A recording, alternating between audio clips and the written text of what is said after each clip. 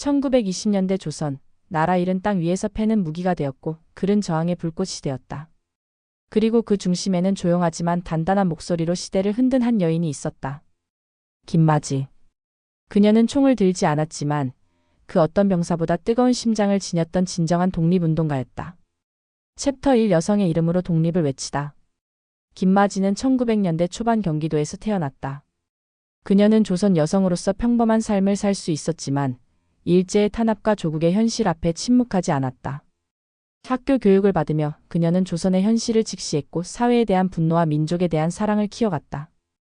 특히 일본의 여성관과 조선 여성을 억압하는 이중적 구조 속에서 김맞이는 교육을 통해 여성도 독립운동의 주체가 될 수 있다고 믿었다. 그녀는 펜을 무기로 삼아 조선의 여성들도 민족의 일원으로 목소리를 내야 한다고 주장했다. 그 글들은 종종 잡지나 불온서적으로 분류되었고 그녀는 끊임없이 감시의 대상이 되었다. 김맞이는 다양한 여성단체와 함께 활동했다. 특히 근우회나 조선 여성동회와 같은 단체에 참여하며 여성 인권과 독립이라는 두 축을 동시에 강조했다. 그녀의 사상은 단순한 민족주의를 넘어서 당시에는 급진적이라 여겨졌던 평등주의를 포함하고 있었다.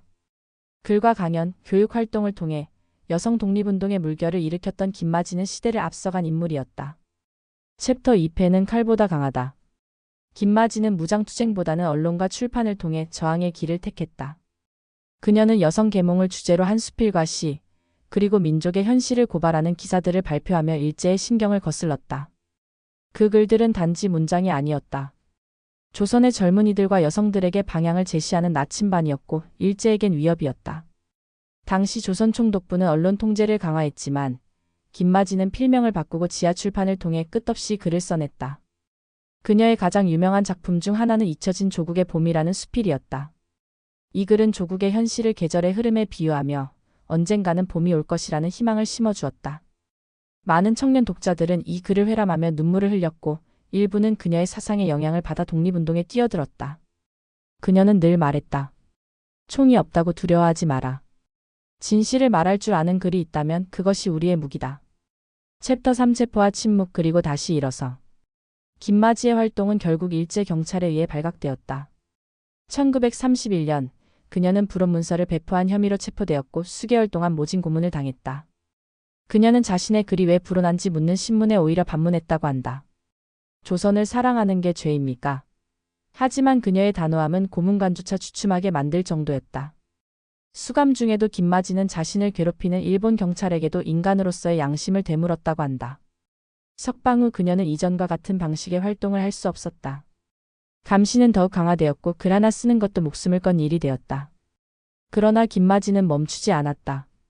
그녀는 지역 여성들에게 문해 교육을 시키며 더 많은 사람들이 자신처럼 글로 저항할 수 있는 기반을 마련하고자 했다.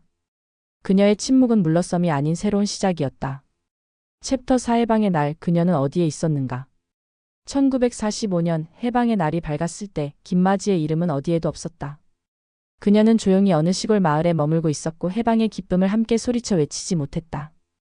일제의 마지막 탄압으로 인해 건강이 크게 나빠졌고 일부 기록에 따르면 그녀는 1943년 무렵병으로 세상을 떠났다고도 전해진다. 그녀가 남긴 기록은 많지 않지만 남아있는 동지들의 증언은 그녀의 존재를 증명한다. 해방 이후 수많은 독립운동가들이 재조명되었지만 김맞이의 이름은 오랫동안 잊혔다. 이유는 단순했다. 그녀는 여성이라는 이유로 무장을 들지 않았다는 이유로 조직이 아닌 글로 싸웠다는 이유로 역사 속에서 묻혔다. 그러나 오늘날 우리는 안다. 그녀의 투쟁은 분명히 존재했고 그것은 지금의 대한민국을 가능하게 한 수많은 희생 중 하나였다. 챕터 5 가족을 버려야 했던 선택. 독립운동의 길은 고독했다. 김맞이 역시 가족과의 생이별을 감수해야 했다. 그녀는 투옥 이후 친척들과의 연락을 끊었고 혹여나 자신 때문에 가족이 피해를 입을까 두려워 수신도 송신도 거부했다. 그녀의 어머니는 수감 중인 딸을 보고 차라리 시집이나 가서 조용히 살지라며 눈물지었지만 김맞이는 끝내 뜻을 굽히지 않았다. 가족에게도 독립은 양보할 수 없는 신념이었고 심지어 본인의 삶조차 그 신념 아래 놓여 있었다. 가족은 그녀의 행방을 제대로 알지 못했고 일부는 그녀가 죽었다고 믿었다. 그러나 김맞이는 이름 없는 지하 조직 속에서 여전히 조선의 미래를 꿈꾸며 글을 썼고 학생들을 가르쳤다. 그녀의 강의에는 민족과 역사, 여성의 권리에 대한 메시지가 담겨 있었고 그 가르침은 제자들에 의해 세대를 넘어 전해졌다. 김마지에게 가족은 소중했지만 조국은 더욱 절실했다. 챕터 6이 친 이름 되살아나는 목소리. 1970년대에 들어서며 여성 독립운동가들에 대한 연구가 조금씩 시작되었다. 당시 젊은 역사학자들이 김마지의 수기를 발굴하며 그 존재가 재조명되기 시작했다. 조선의 봄을 그린 여인이라는 별칭으로 회자되며 여성의 목소리로 독립을 외친 선구자로서 그녀의 가치는 점점 드러났다. 김마지의 글 일부는 당시 잡지나 개인 수첩 형태로 남아 있었고 그것이 그녀가 실제했다는 결정적 증거가 되었다. 하지만 여전히 그녀의 삶을 전체적으로 알 수 있는 자료는 많지 않다. 그녀는 스스로를 드러내지 않았고 삶의 대부분을 지하활동으로 보냈기에 공식 기록에서도 제외되기 일쑤였다. 그럼에도 불구하고 그녀의 목소리를 기억하려는 움직임은 계속되고 있다. 몇몇 대학에서는 그녀의 사상을 바탕으로 세미나를 열고 일부 문학계 인사들은 그녀를 모티브로 한 소설과 시를 쓰고 있다. 챕터 7 김마지가 남긴 유산. 김마지가 남긴 가장 강력한 유산은 글로 싸우는 정신이었다. 그녀는 여성도 펜을 든 자도 독립의 주체가 될 수 있음을 증명했다.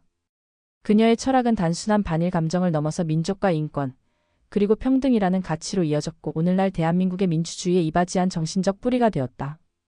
그녀의 글을 접한 이들은 단지 독립운동의 역사만을 배우는 것이 아니라 용기와 신념 그리고 책임을 배운다.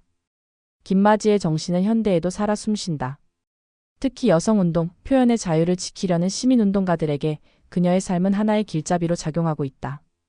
그녀는 말을 아끼지 않았고 권력 앞에서도 당당했다. 그런 태도는 현재를 살아가는 우리에게도 무엇을 위해 살아야 하는가에 대한 질문을 던진다. 그녀는 독립운동가일 뿐 아니라 시대를 초월한 철학자였다. 챕터 8 후손이 기억해야 할 이름 김마지. 김마지의 이름은 아직도 많은 교과서나 역사책에서 찾기 어렵다. 그러나 그녀의 삶과 정신은 앞으로도 반드시 기억되어야 한다. 이름 없이 사라졌더라도 조국을 위해 싸운 그녀의 흔적은 결코 사라지지 않는다. 우리는 역사의 공백을 채워나가야 하며 특히 여성 독립운동가들의 존재를 제대로 조명해야 할 시대적 책무가 있다. 2020년대 들어 그녀의 이름을 딴 도서관 공간, 학술상이 제정되기도 했다. 일부 지방자치단체에서는 김마지를 기리는 조형물을 세우기 위한 논의가 활발히 이뤄지고 있다. 그녀는 이제 역사의 한 페이지가 아닌 살아있는 기억으로 다시 태어나고 있다. 그녀가 했던 말처럼 글로 남긴 진심은 결코 사라지지 않는다. 우리 역시 잊지 말아야 한다. 김마지 그 이름을.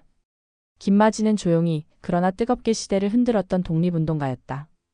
총을 들지 않았지만 그녀의 펜은 그 어떤 무기보다 강력했다. 그녀가 남긴 글과 정신은 지금도 우리에게 진심은 사라지지 않는다는 메시지를 던진다. 우리는 이제야 그녀를 기억하지만 너무 늦지 않았다. 또 다른 이야기가 궁금하다면 구독과 좋아요 부탁드립니다.